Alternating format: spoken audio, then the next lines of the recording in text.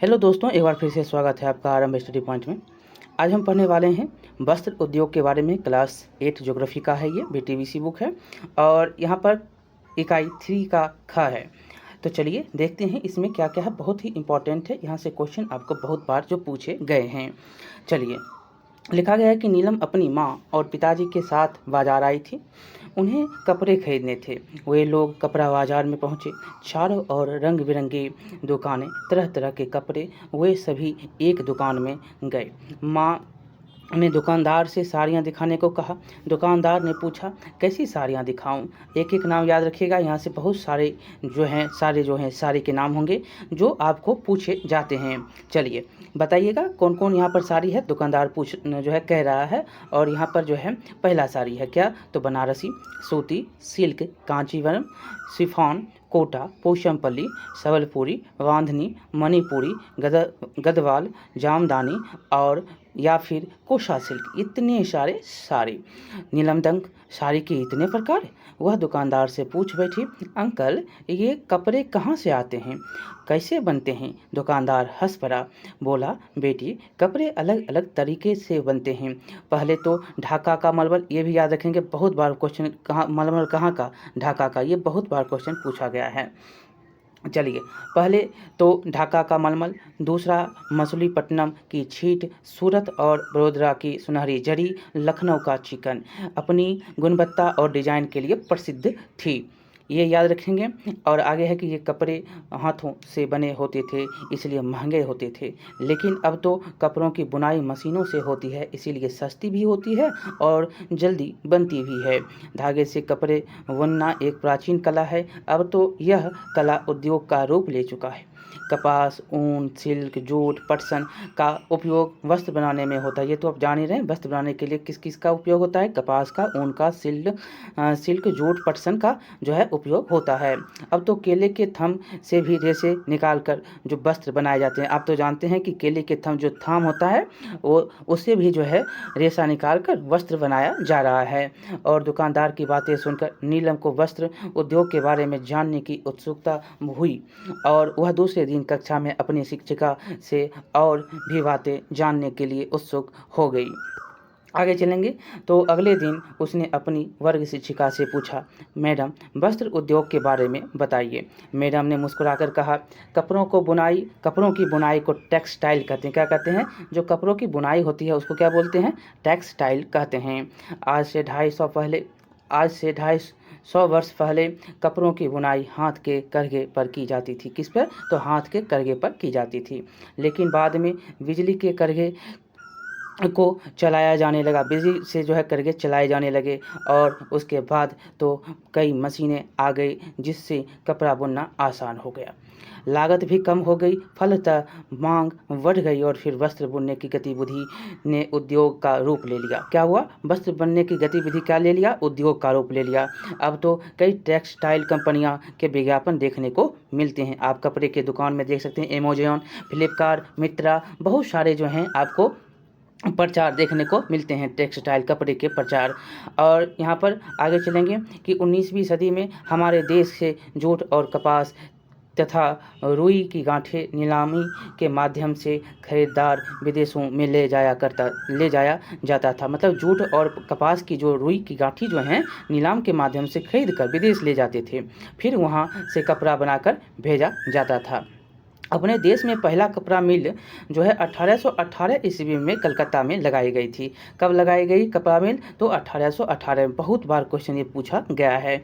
वस्त्र में सबसे पहला टेक्सटाइल मतलब कि कपड़ा बुनाई के लिए जो मशीनें लगाई गई वो सबसे पहले कहाँ लगाई गई? कपड़ा मिल आपको याद रखना है, कलकत्ता में। कब लगाया गया? जो 1818 ईस्वी में। ये बहुत बार क्वेश्चन पूछा गया है। और कपड़ा की बुनाई को हम क्या कहते हैं? तो टेक्सटाइल कहते हैं। कपड़ा की बुनाई को क्या कहते हैं? टेक्सटाइल कहते हैं। और कपड़ा का मिल सबसे पहले कहाँ लगा? कलकत्ता में। कब लगा? 1818 में। ठीक है, आगे चलेंगे। लेकिन असल कामयाबी 1854 में मिली, जब मुंबई में कपड़े मिल लगाई गई। लेकिन आपसे पूछेगा कि सबसे पहले कामयाबी मतलब जो कामयाब हुआ कपड़ा मिल सबसे पहले कब, तो 1854 में, जब मुंबई में कपड़े मिल लगे। यहाँ पर देखेंगे तो महाराष्ट्र, गुजरात, राजस्थान, बंगाल तथा अलग अलग किस्म के कपड़े की मिलें लगी हुई हैं। आप देखेंगे तो गुजरात में, महाराष्ट्र में, बंगाल में, पंजाब में भी, और जो है बंगाल में, इन सभी जगहों पर जो है कपड़े की मिलें लगे हुए हैं। चलिए, आधुनिक सूती वस्त्र उद्योग में वस्त्र निर्माण की प्रक्रिया कई स्तरों से गुजरती है। क्या, तो आधुनिक सूती वस्त्र जो देख रहे हैं उद्योग में, जो वस्त्र निर्माण की प्रक्रिया क्या होती है, बहुत ही स्तरों से गुजरती है।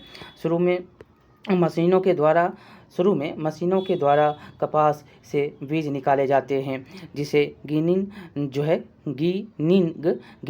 कहते हैं। जो बीज निकालने की विधि होती है मशीनों से, उसको गिनिंग कहते हैं। इसके बाद कपास को इकट्ठा कर गांठ तैयार किया जाता है। गांठों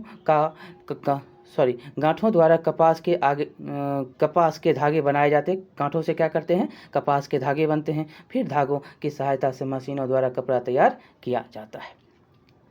नीलम चुपचाप सुनती रही। शिक्षिका ने आगे बताया, वस्त्र उद्योग को हम 2 आधार पर बांटते हैं। पहला क्या है, तो कच्चे माल के आधार पर, तैयार माल के आधार पर। पहला कच्चे माल तो दूसरा तैयार माल के आधार पर। ये याद रखिएगा, यहाँ से क्वेश्चन आपसे पूछा जाता है कि कितने आधार पर वस्त्र को बांटते हैं। जो वस्त्र उद्योग होते हैं, कपड़े जो होते हैं, इसको किस आधार पर आप बांटते हैं वस्त्र उद्योग को, तो 2 आधार पर, एक कच्चा एक तैयार। चलिए आगे देखेंगे। देखो, रेशे वस्त्र उद्योग के कच्चे माल हैं। रेशा क्या है, कच्चा माल है। और ये रेशे प्राकृतिक भी होते हैं, जैसे कि भेड़, बकरी, ऊन, कोकून से सिल्क, पौधे से कपास और जूट, ये सब क्या है, प्राकृतिक हैं। कुछ रेशे मानव निर्मित होते हैं, जैसे नायलॉन, पॉलिस्टर, एक्रेलियम और रेयॉन, ये सब क्या हैं, तो ये सब हैं मानव निर्मित। अब तक रेणु, संध्या, चंद्रा भी आ गई और सब शिक्षिका की बातों को ध्यान से सुन रहे थे। मानव निर्मित कौन से रेशे हैं, तो नायलॉन है, पॉलिस्टर है और एक्रिलियम है और रेयॉन है। और जो प्राकृतिक रूप से, तो भेड़ बकरियों के से ऊन, कोकून से सिल्क, पौधों से कपास और जूट। पौधे से पूछता भी है, किससे पौधा जो है, पौधे से क्या बनता है, तो कपास और जूट। आगे चलेंगे। हाँ, बिल्कुल सही है। सूती वस्त्र का उद्योग कपास के उत्पादन से जुड़ा हुआ है। कपास का उत्पादन गुजरात और महाराष्ट्र में खूब होता है। कहाँ होता है, गुजरात और महाराष्ट्र में। ये भी पूछा गया है क्वेश्चन कि कपास का खेती सबसे ज़्यादा कहाँ, तो गुजरात और महाराष्ट्र में, क्योंकि वहाँ की मिट्टी और आर्द्रता इसके उत्पादन के लिए अनुकूल हैं। इसलिए वहाँ सूती कपड़ों की बड़ी बड़ी मिलें हैं। क्या है, यहाँ पर सूती कपड़े के बड़े बड़े मिल हैं। और सूती कपड़े बनाने में छोटे छोटे कुटीर उद्योग भी हैं। गया के मानपुर में बिजली एवं हाथों से चलने वाले हथकरघों पर सूती वस्त्र का उत्पादन होता है। कहाँ पे, गया के मानपुर में। ये क्वेश्चन पूछा जा सकता है। अगला है कि सूती वस्त्र एवं स्वच्छंद उद्योग। सूती वस्त्र उद्योग एक स्वच्छंद उद्योग, बहुत ही इंपॉर्टेंट अब पॉइंट यहाँ पर हम देखेंगे। देखिए, ऊनी वस्त्र उद्योग जम्मू और कश्मीर, पंजाब, हरियाणा में हुआ मतलब बहुत है ना मैडम। एक बार रेनू बोली, मतलब ऊनी वस्त्र जो उद्योग है ये कहाँ है, जम्मू और कश्मीर, पंजाब और हरियाणा में, क्योंकि वहाँ पर जो है आपको याक भी मिलते हैं। और जो आप देखते हैं कि क्या मिलता है, तो बकरी भी और भेड़ भी, ये सारे जो हैं आपको ऊपर के क्षेत्रों में मिलते हैं। देखिए, तुम्हें कैसे मालूम, तो मुझे भैया ने बताया, ऊन भेड़ बकरियां से मिलता है, मतलब ऊन भेड़ बकरियों से मिलता है। इन राज्यों में ऐसे पशुओं का पालन खूब किया जाता है। ऊन भी तो प्राकृतिक उत्पाद है। बिल्कुल ठीक, मैडम ने रेणु की पीठ थपथपाई। और फिर देखो रेशम का धागा भी कीड़ों से प्राप्त होता है। किससे होता है, कीड़ा से प्राप्त होता है। रेशम के कीड़ों को शहतूत के पेड़ों पर पाला जाता है। बहुत बार क्वेश्चन पूछा गया कि रेशम के कीड़ों को किस में पालते हैं, तो शहतूत में पाला जाता है, शहतूत के पेड़ों पर पाला जाता है। ये कीड़े एक प्रकार का रस शरीर से निकालते हैं। क्या करता है, एक प्रकार का रस शरीर से निकालता है और कोकून बनाते हैं। और क्या करता है, कोकून का निर्माण होता है। और इन्हीं कोकून से रेशम के धागे बनाए जाते हैं, तैयार किए जाते हैं। क्या करता है, तो एक प्रकार का जो है रस, जो शहतूत के पेड़ हैं उस पर वो पाला जाता है और एक प्रकार का रस उस शरीर से निकालता है और उससे कोकून बनता है। और इन्हीं कोकून से क्या करते हैं, तो रेशम के धागे तैयार किए जाते हैं। आगे देखेंगे भागलपुर। ये भी क्वेश्चन बहुत बार पूछा गया है। भागलपुर का सिल्क। भागलपुर में सिल्क के कपड़े बनते हैं, ऐसा भी भाभी बताती है। क्या होता है भागलपुर में, क्या बनता है, सिल्क के कपड़े बनते हैं। ये कपड़े आपको याद है, आपको एक बात हम बता देते हैं कि भागलपुर में एक जो है भागलपुरी ओढ़ना, गर्मी के दिन में भी आपको ठंडक का अनुभूति देगा। कौन? भागलपुरी ओढ़ना। अभी गर्मी है तो भागलपुरी एक ओढ़ना आता है, जो आप उसको खरीद लीजिए और उसको ओढ़िए तो लगेगा कि थोड़ा हमको ठंडी की अनुभूति, मतलब कि मौसम के जो है अनुकूल जो है बना देगा। आपको थोड़ा उसमें राहत महसूस होगा कि गर्मी है तो उसको थोड़ा ओढ़ लीजिए सिर्फ, तो लगेगा कि नहीं ये तो बहुत ही लाभदायक है। ये भागलपुरी ओढ़ना है, बहुत ही फेमस है। आगे चलेंगे। मैडम मुस्कुराई और बोली, शाबाश, अब तो तुम लोग प्राकृतिक रेशों से बनने वाले कपड़ों और उत्पादन क्षेत्रों को जान गई। हाँ, सब ने एक साथ कहा। आगे है कि वस्त्रोद्योग जैसे वस्त्रोद्योग तैयार माल के आधार पर स्थित होता है। तैयार माल के आधार पर भी स्थित होता है, जैसे सिलाई रेडीमेड कपड़े का जो आप देखते हैं रेडीमेड पहन लेते हैं, 34 नंबर पर जो है 36 नंबर 38 नंबर 40 नंबर, खुद ब खुद जैसा साइज वैसा आप ले लेते हैं रेडीमेड। वस्त्रोद्योग, इसमें जो है वस्त्रों को काटकर सिलकर तैयार करके बाजार में उपलब्ध करा दिया जाता है। दिल्ली, मुंबई, कलकत्ता, लुधियाना में ऐसे वस्त्रोद्योग बड़े पैमाने पर हैं। कमीज और पेंट बनाने वाले कुछ महत्वपूर्ण ब्रांड जैसे कि Peter England, Raymond, Cotton Country, Levi's, Fabindia इत्यादि, ये सब क्या हैं? ब्रांड हैं, पेंट और कमीज बनाने वाले ब्रांड हैं।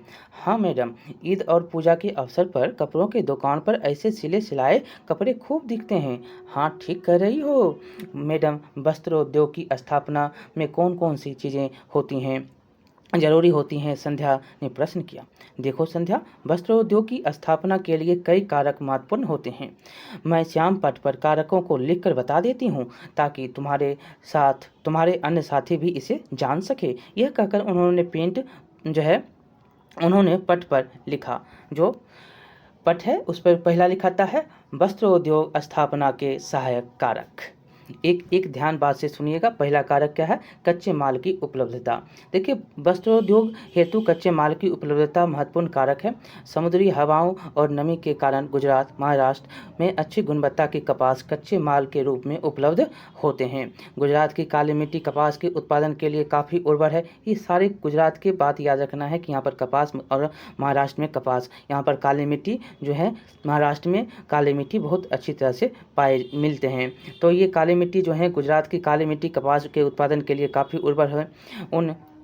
ऊन से बनने वाले कंबल, स्वेटर आदि गर्म कपड़े पंजाब, कश्मीर में ज़्यादा उपलब्ध हैं, क्योंकि इन क्षेत्रों में भारी संख्या में क्या है? जानवर पाए जाते हैं।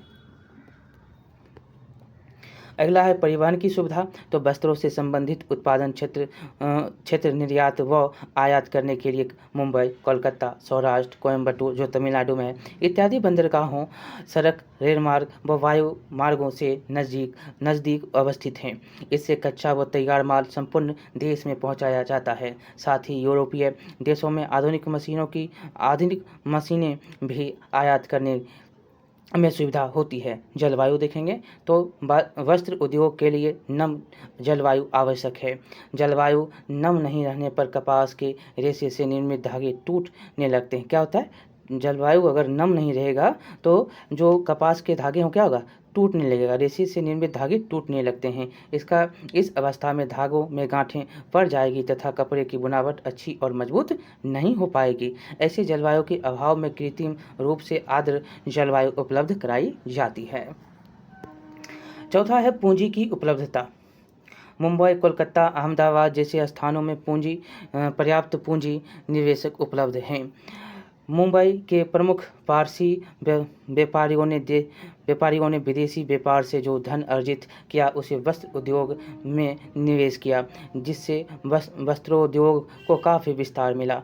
पाँचवा देखेंगे श्रम की उपलब्धता। मुंबई की मिलों में काम करने के लिए मजदूर कोंकण, सतारा, सोलापुर, रत्नागिरी जैसे जगहों से आते हैं। उसी प्रकार कलकत्ता की मिलों के लिए मजदूर बंगाल, बिहार, उड़ीसा और उत्तर प्रदेश और असम से उपलब्ध होते हैं, जिसके कारण इस उद्योग को विकसित होने में सुविधा हुई है।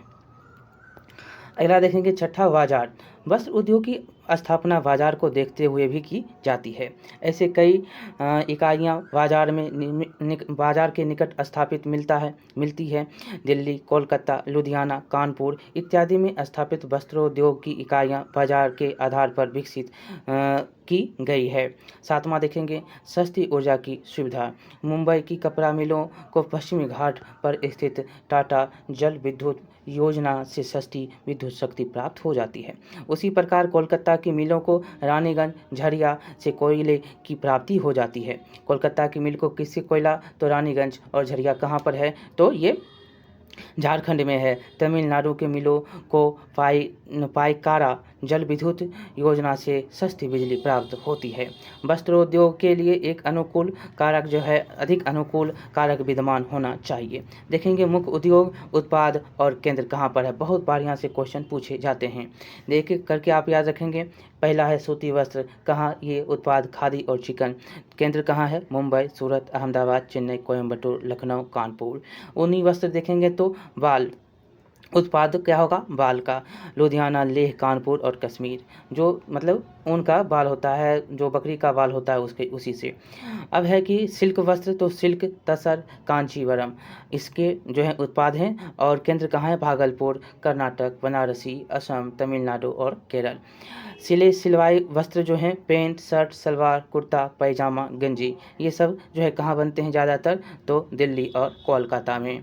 तो ये इस प्रकार से आपको याद रखने हैं। आगे चलेंगे, भारत में वस्त्र उद्योग के केंद्र कहाँ कहाँ पर हैं, तो यहाँ पर देख सकते हैं कि नीचे से हम देखेंगे कोयम्बटूर, मदुरई और पांडिचेरी, चेन्नई, बेंगलुरु, मैसूर और देवनगेरे, हुबली, बोलगांव और सोलापुर, पुणे, महाराष्ट्र, मुंबई जो है, नवसारी, सूरत, बड़ोदरा, भावनगर, अहमदाबाद, जोधपुर, कोटा, मंदसौर, कानपुर और ग्वालियर, फरीदाबाद, मोदीनगर, दिल्ली, पानीपत, लुधियाना और घारीवाल, फिरोजपुर, अमृतसर। इधर देखेंगे तो पटना, बांग्लादेश, मुर्शिदाबाद, बिष्णुपुर, कटक, जो ये सारे जो हैं आपको वस्त्र के उद्योग के केंद्र हैं। आगे हम देखेंगे प्रमुख केंद्र थे। अगला है कि सभी ने अपनी अपनी कॉपियों में नोट कर लिया। चंदा बोली, मेरी सहेली के पिताजी कपड़ों के व्यापारी हैं, इसीलिए सर्दियों के मौसम में लुधियाना और दिल्ली जाते हैं और सिल्क की साड़ियाँ खरीदने बनारसी। लुधियाना किस लिए जाते हैं, तो लुधियाना और दिल्ली कैसे, तो सर्दियों के मौसम में, और सिल्क खरीदने के लिए कहाँ जाते हैं, तो बनारसी जाते हैं। देखेंगे, तुम ठीक कर रही हो चंदा, मैडम बोली, देखो वस्त्रोद्योग में काफ़ी लोगों को रोजगार मिलता है। सूती रेशे के विश्व व्यापार में हमारे देश की भागीदारी काफ़ी महत्वपूर्ण है। यह कुल अंतर्राष्ट्रीय व्यापार का लगभग 1/4 भाग है। भारत में कपड़े का उत्पादन लगातार बढ़ता जा रहा है। 1950-51 में 4 अरब वर्ग मीटर जो है कपड़ा तैयार किया गया था। कितना, तो 1950-51 में 4 अरब वर्ग मीटर कपड़ा तैयार किया गया था, जो अब 34 अरब वर्ग मीटर हो गया है। हमारे पारंपरिक वस्त्रोद्योग को कृत्रिम धागे, सिंथेटिक वस्त्रोद्योग बड़ी चुनौती मिल रही है, क्योंकि ये धागे सस्ते और टिकाऊ होते हैं। इसका रख रखाव और जो है उपयोग बहुत सुविधाजनक एवं तथा सस्ता है, इसीलिए इनकी मांग बहुत अधिक है।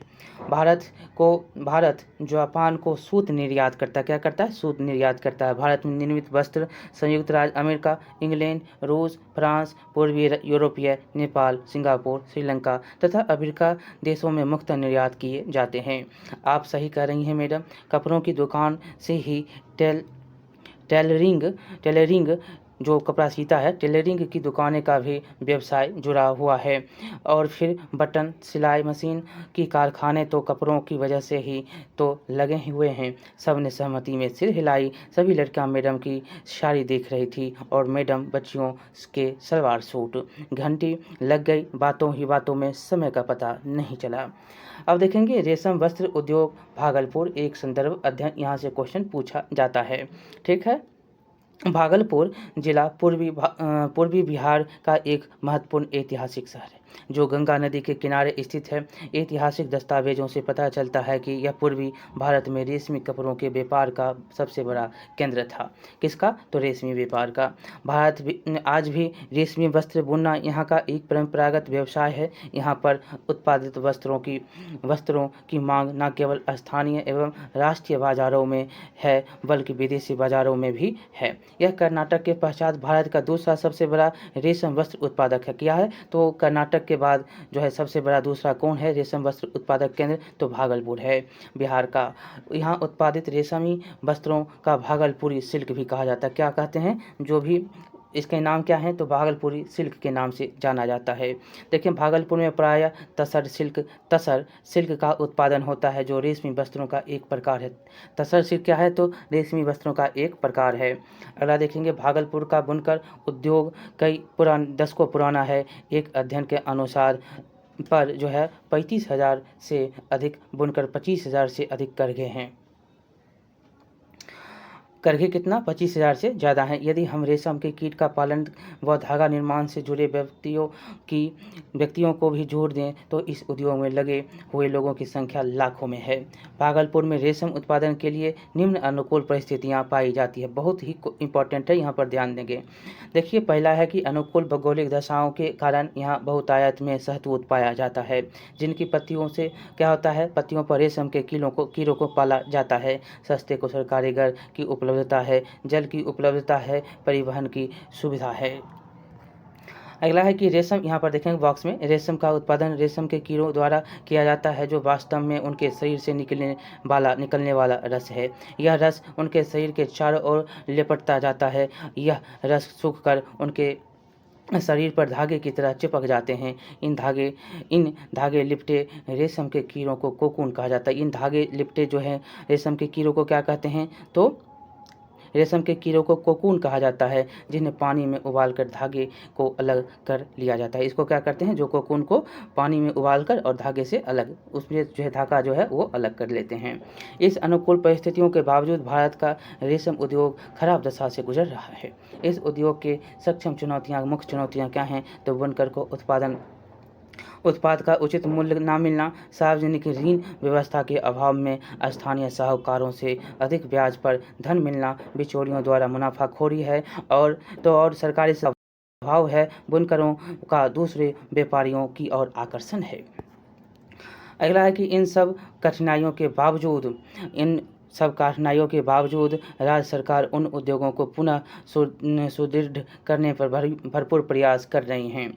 वस्त्रोद्योग का केंद्र कहाँ पे? तो अहमदाबाद जो है गुजरात का राज्य का अग्रणी व मुंबई के बाद देश का दूसरा महत्वपूर्ण वस्त्रोद्योग है। मुंबई के बाद और अग्रणी ये है। इसको भारत का मैनचेस्टर भी कहा जाता है, याद रखिएगा। किसको? तो अहमदाबाद को केंद्र है। कौन? तो महाराष्ट्र के बाद दूसरा जो है सबसे बड़ा वस्त्रोद्योग का केंद्र कौन है? तो गुजरात है। अगला है कि यहाँ पर सूती व पॉलिस्टर कपड़ों के साथ साथ बने बनाए कपड़े का व्यापार जो है बहुत ही तेज़ी से फल फूल रहा है। अहमदाबाद में वस्त्र उद्योग कुटीर, लघु व बड़े पैमाने के उद्योग के रूप में स्थापित हैं। यहाँ लगभग 250 बड़े वस्त्र उत्पादक इकाइयाँ हैं, इसीलिए इसको भारत का मैनचेस्टर कहा जाता है। क्या कहा जाता है? भारत का मैनचेस्टर के नाम से जाने जाना वाला अहमदाबाद। बहुत बार क्वेश्चन पूछा गया है। आगे है कि अहमदाबाद में वस्त्रोद्योग के केंद्रित होने के कारण क्या है? तो यहाँ जो है कपास उत्पादक क्षेत्र पास में स्थित है, जो उद्योग का मुख्य कच्चा माल है। सड़क, रेल, वायुमार्ग तथा देश से जुड़ा हुआ है। ये सारे जो भाग देश से जुड़े हुए हैं और समुद्र के निकट होने के कारण तैयार माल जो है निर्यात किया जाता है। किससे? तो समुद्र से। और सस्ते व कुशल श्रमिक उपलब्ध हैं। अनुकूल भौगोलिक दशा है। सस्ती व पर्याप्त ऊर्जा उपलब्ध है। देखेंगे तो यहाँ पर अहमदाबाद साबरमती नदी के किनारे अवस्थित है। यहाँ राष्ट्रपति महात्मा गांधी का प्रसिद्ध साबरमती आश्रम भी अवस्थित है। कहाँ पर है साबरमती आश्रम? तो अहमदाबाद में है। इस प्रकार से आपका चैप्टर होता है समाप्त। और कैसा लगा आप बताइएगा, लाइक करिएगा, शेयर करिएगा, सब्सक्राइब करना नहीं भूलिएगा। हम मिलते हैं अगले वीडियो में। बहुत बहुत धन्यवाद।